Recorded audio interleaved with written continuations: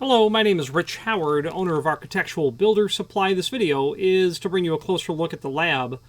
This is their part number 251-6. This is a Yale pin. This is a pin made by the lab to Yale original specification. It's a bag of 100. You'll see it says Yale .019 step. Bottom 251-6, quantity of 100. Let's dissect that. First of all, it's a Yale pin. It's a pin made for Yale locks to Yale specifications. .019 step, that means that the increment between a 3 and a 4 or a 6 and a 5 is .019. If you measured those two pins, you'll find that they are different by that amount. The increment. That increment means that this is a two-step system, meaning that you certainly would not have a chamber that has a 2 cut in it and then a key that will operate that same chamber with either a 3 or a 1, because that increment of 1 is too small, meaning there is no one master pin in a Yale two-step system or a .019 increment. The length of a 6 bottom pin is .296. And according to my caliper, let's get that to focus there. 296. Okay. The diameter is .115. Okay. According to my caliper.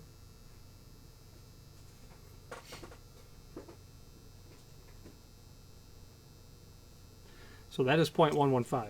That is admirable, enviable tolerance over the manufacturing process. Other systems like Corbin System 70 or Quickset, those are single-step systems. That means that their increment is greater than the minimum increment permissible, or the boundary for or what separates a two-step system to a single-step system. And that boundary happens to be .023. An industry accepted dimension. So any increment smaller than that would be a two-step system. Any increment greater than that would be a single-step system where there is a number 1 master pin, is what I'm driving at. This is one of 3 different types of pins that that lab manufactures for Yale cylinders. If you're familiar with it, you know what those pins are. Bottom pins, master pins, and then driver pins or top pins. Let's switch to the screen view now and take a closer look at the supporting documentation. Here is the item that we are indeed looking at. Not too much to see here, but we do have some images that we can take a look at. And this is what a number 6 package looks like in a poly bag. That's the back side, a pack of 100. You can see the point here on the bottom of the pin, and then a cross section. You can, even though it's very blurry, it's a bit, you can see exactly, well, you can see to an effect how that crowning on the top of the pin is specific, which it is specific for Yale. There's a link here to the manufacturer's page where we can click on and then open up the catalog, and then we can get to reviewing where these pins are. In the table of contents, it tells us that the original pins are on pages 8 and 9, so let's scroll to pages 8 and 9. Here we are. Original manufacturer's pins, and as you look at this page, you're going to notice that there are different types of pins. Schlage, Arrow, Quickset, Dorma, Weiser, small format over here. Yale happens to be on page 9, which is right here. And the only thing they don't put in their catalog is what the part number is, meaning how do I order it? Well, it'd be sufficient to say lab original pin for Yale. That would work. And then your master sizes 2 through 8, your bottom pins, 10 sizes, 0 through 9, and then your 3 driver pins. Okay, which driver pin you use, meaning you don't use one for every instance. The greater the pin stack total, the shorter the driver pin would be. And I would guess that you would use the long one when you're between 0 and 3, would be just a guess. 4, 5, and 6, use the 190. 7, 8, and 9 use the 152. That would be my guess. It's going to be quite close to that, if not exactly that. The original pins run onto page 9 as well. Dexter, Baldwin, Sargent, you get the point. Lockwood, Westlock. Spool pins. Serrated pins. Serrated pins are serrated and spool pins absolutely increase resistance to picking and shimming. There's no doubt about shimming. Shimming will make it. You're going to spend more time shimming a cylinder open when it's serrated. More time picking it open when it's a spool pin as well. You don't want to use spool pins in all chambers, that's for sure, because you might get a key pull position where you're, not exactly happy with the fact that you've got that plug partially turned. So don't use them in all positions. Although I've seen cylinders that have all spool pins. Okay, different diameters, as you can see. 115 thousandths is quite typical, or very common. Small format's going to be 108 thousandths. Now, the balance of the catalog, if we go back to the table of contents, pin packaging, universal kits, tools, and accessories. Let's just quickly scroll through the catalog. Pin packaging talks about the 3 different ways by which they will package the pins. The top portion there is the Smart Pack, and then the vial, and then the polybag, which is the item in this video. I happen to prefer the vial only because it's easier to store and to quickly see, or more quickly see, exactly what you have in stock when you can read the top of the vial versus rifling through a box full of Smart Packs. They talk about their 3000ths and 5000ths system pin types. Basically, you can buy kits from Lab in either of these increments. I prefer the 003, and I think most people do. Springs, very common, necessary that you have the correct spring for what you're working on. Don't try to use a different spring in your system. It will go from not being a good idea long-term health-wise of the cylinder all the way up to the key doesn't work in terms of it doesn't insert and come out of the chamber, or pardon me, the broaching of the plug properly. Spring covers, caps for doing interchangeable core, Falcon style, Best style. This is shim stock here. Back to the pins. Now we scroll through several pages of their pin kits. The Classic Pro, extremely typical and common. The Emerald Wedge, also extremely common. I don't really see the difference between the two immediately. Color coding, maybe? Are they both color coded? 003, 124.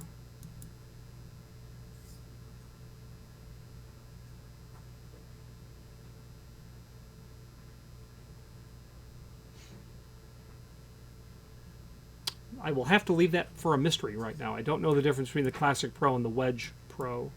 Shape of the pin kit, maybe? Perhaps? I think that's actually it. I think that is it. The Wedge Pro is the same kit, it's just in a wedge shaped, where this is flat. I've used both. I think a wedge is a nice shape. There's no question. Other pin kits are here.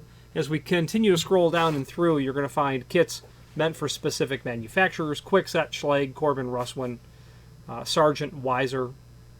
Okay, there's also small format. I own a couple of these A2 Woody style kits. I find them to be okay if you're going to do a very small job, but inadequate if you're going to do a larger job.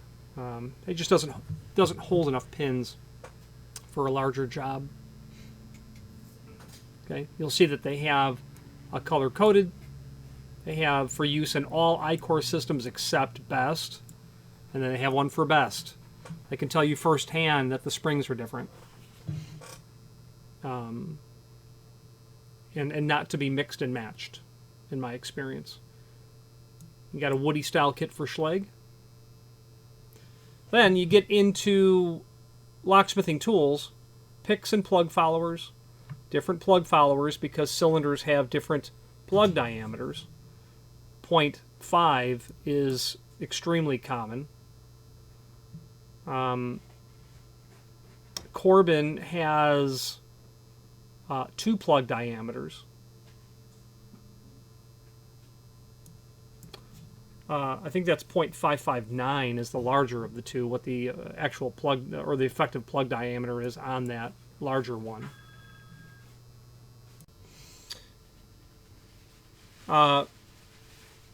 Other plug diameters are here. 0.5 again is very common.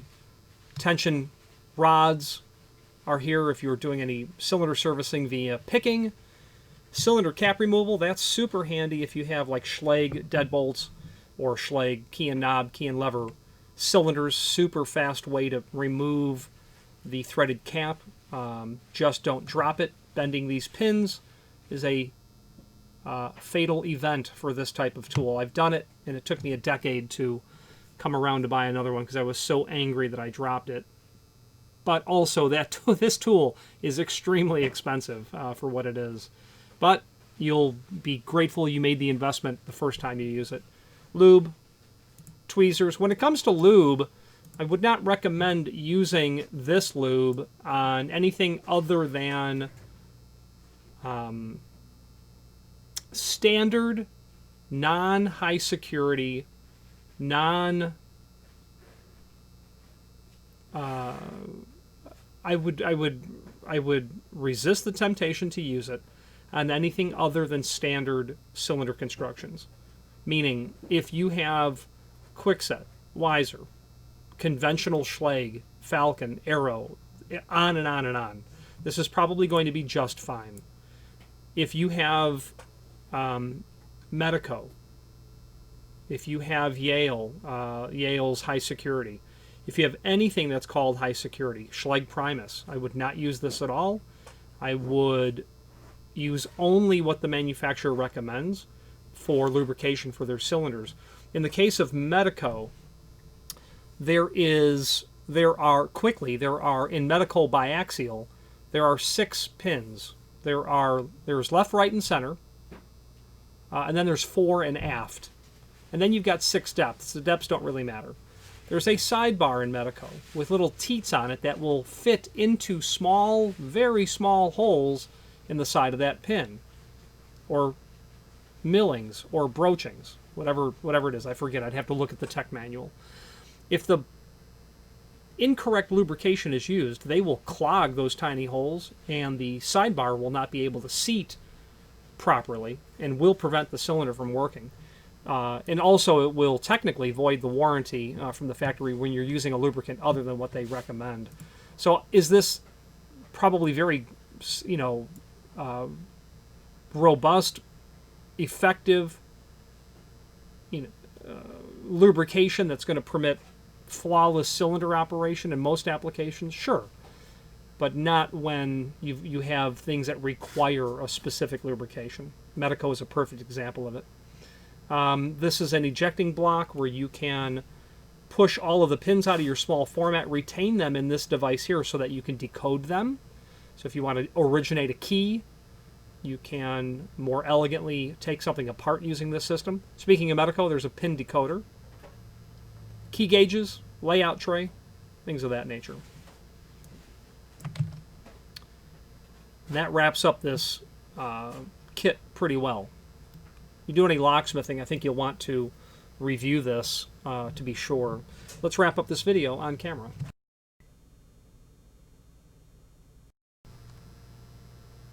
In conclusion, a very extremely high quality product from Lab. I have used who knows how many tens of thousands of their pins. And I have found one, actually about a year ago, that was clearly mismanufactured. It was damaged from the factory. It was the wrong size, and I didn't realize it until I was testing the cylinder, and I got it pulled out, and it came from a poly bag, and I measured it, and like, oh, that's not right. Could have been mispacked, who knows. The interesting story, though, is that Lab, one might argue, has everything to thank to Yale, to Linus Yale Jr., who in the mid-19th century actually patented the modern pin tumbler cylinder. He didn't invent it. It was clear from Egyptian technology 4,000 years ago that there's a clear correlation between that technology and what Linus Yale Jr. did. But he uses pin tumblers, and Lab makes pin tumblers. There are different types of tumblers. There are lever tumblers, which is a completely different conversation. There are disc or wafer tumblers. There are pin tumblers. The pin tumbler technology, of course, is extremely common in full-size cylinders. Lever tumblers would be used in what people would just think in general terms of as a skeleton key lock, even though there may not be a lever tumbler in a skeleton key lock or a warded lock. But those locks very much do exist today, and they're very common in the banking industry. In fact, if you have a safe deposit box with one of those funny flat keys that are, you may not realize that they're probably made of steel, that is a lever tumbler lock, a very different technology when it comes to tumblers compared to a pin tumbler. But the concept is the same, where the key removes a blockage to operate the bolt. The key removes the blockage, the pin tumbler in this case, to operate ultimately the bolt. And then disc tumblers are used in cam locks. Well, you can also use pin tumblers in cam locks as well. And when you look at the key, you really can't tell that it's a disc tumbler sort of lock, cylinder. But that's where you'll generally see those in cam locks. Although vending machines, laundromats, those use tubular keys, but those still use pin tumblers. Anyway, so Lab has a tip of the hat in the direction of Yale, I am quite sure, for an invention for a patent of 160 years ago or thereabouts. If you have any questions on the Lab, this is their part number 251-6, number 6 bottom pin, or any other Lab product, please feel free to reach out to us. And thank you. Again, thank you for watching, and if you've enjoyed this video, please click thumbs up, please subscribe, and maybe even send the video to someone that you know. Thank you.